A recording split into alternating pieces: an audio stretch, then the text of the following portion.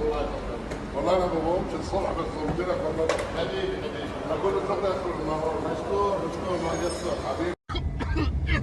لا والله لا احنا نهارنا ابيض بصراحه. الله يسلمك. انا ما بقومش الصبح على فكره لحد والله. يا بعد بس عمرك. انت عشان اتصلت بيا وراجل محترم.